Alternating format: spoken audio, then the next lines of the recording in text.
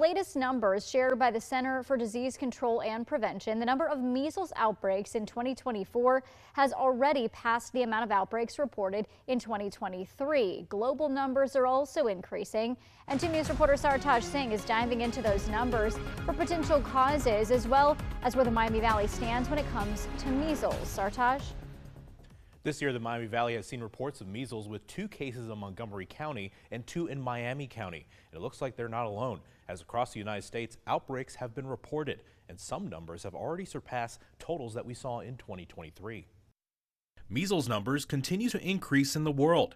Updated numbers from the CDC says that so far in 2024, in the United States, there have been 128 cases, with 7 total outbreaks reported.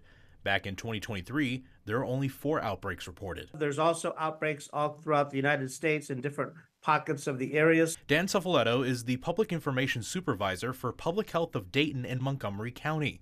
He says that travel can be a reason of the spread of measles, as people who may not have a vaccine could be exposed while overseas. When you talk about global numbers, some countries don't have the resources to have the vaccination at the high level that we do here in the United States. And when comparing numbers to years past, the COVID-19 pandemic caused a halt in travel, people being in large groups, and more, which could be another reason why numbers are higher this year compared to the last couple of years. People were wearing masks, so there was a period there where there were a lot less cases of everything, not just measles. So as you compare to that time period, is going to be a little bit different. While outbreaks are being reported across the United States, there has not been any indication that an outbreak can happen in Montgomery County and the Miami Valley. Well, there's no indication right now of any cases moving forward. That being said, we do have a communicable disease team here that's on the lookout for all diseases, not just the measles. So we do have a staff of people